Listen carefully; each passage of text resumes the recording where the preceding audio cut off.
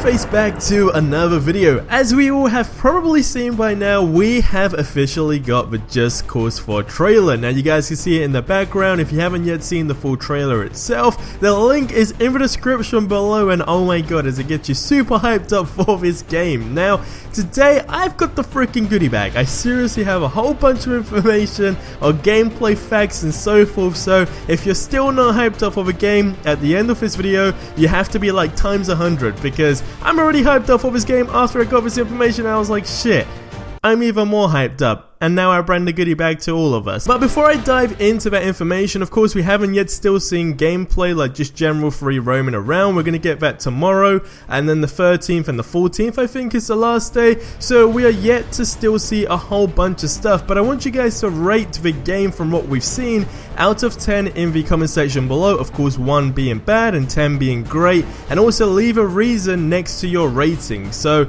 right now from what I've seen, it's definitely a 10, and after this information it just seriously looks like it's going to be a flawless game. So jumping into the first fact we have, so it's a new world, of course. What's really interesting about this is not only is the name called Solis, you know, something different, but the Black Hand enemies, which have made an appearance in Just Cause 3 and Just Cause 2, maybe in Just Cause 1. I never really played that game properly, but what makes it interesting is that Solis, of course the map in Just Cause 4, is actually their homeland. So now we essentially are on their turf, which means we're gonna be at war 24/7. I don't know if it's gonna be a thing like in Just Cause 2, where there's gonna be different factions maybe, aka gangs, and everyone's kind of like gonna be at war essentially when you bump into each other.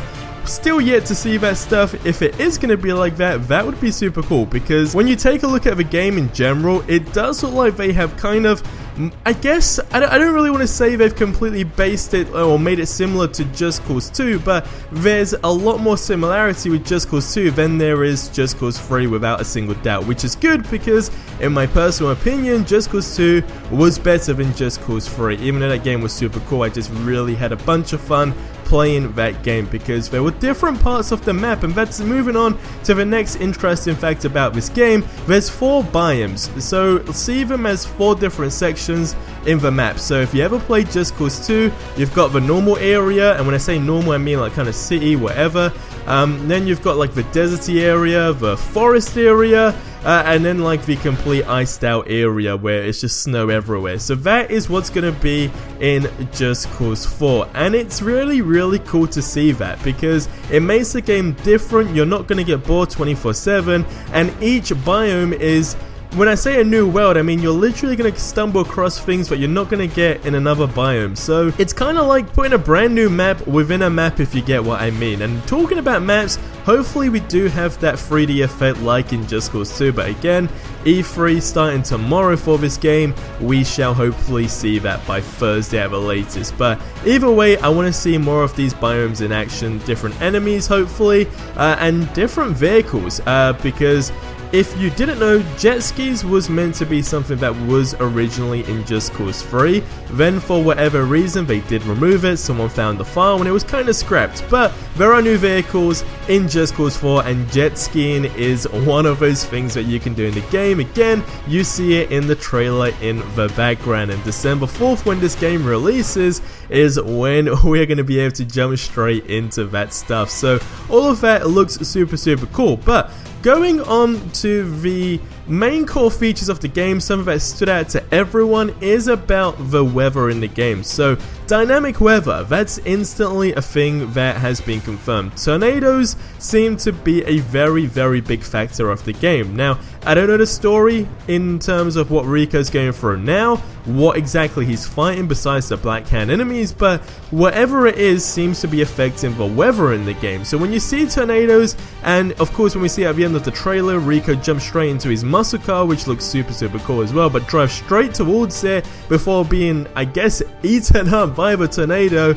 It just shows that that itself is going to have a big impact in the game. You might be randomly free roaming, and then bang, that tornado that you saw in the distance is just tearing through the city, tearing through everything, coming straight directly to you. But at the same time, it definitely does open up a new door of opportunities on like your creativity side, and makes the gameplay a whole lot more challenging, because if you're flying a plane, you're going to go through a tornado.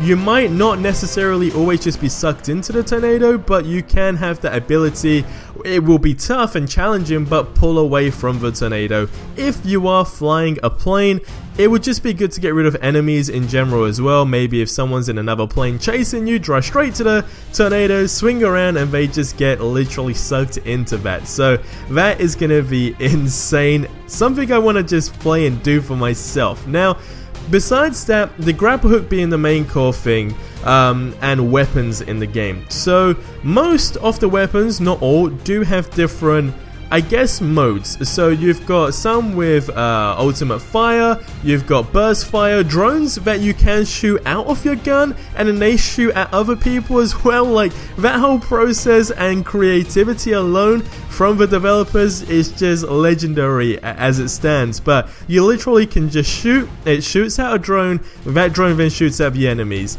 That's great. I think they did need to have an improvement on the drones. I said it from Just Cause 3. The drones were kind of weak, they were gone within a couple of minutes, and at least in my personal opinion, they really didn't impact your moment at that time. So it was kind of pointless. It just looked cool having a drone flying around that you can stand on, but having a drone that can actually do cool shit and probably that you can fly, maybe control as well, that is going to be really, really cool to see. Because when I say flying drones is one thing, you can do, let's say, right, you shoot an RPG, right? You can do mid-flight control with the RPG.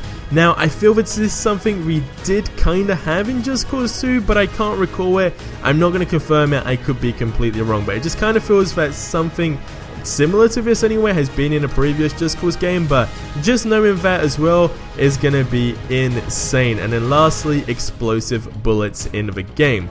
Now, as far as the grapple hook goes, we're going to have more tethers. We all know this was a big, I guess, request from every single person that played Just Cause 3 religiously. You run out of tethers and there's just so much things you can do, but you had to be limited simply by the amount of tethers you had.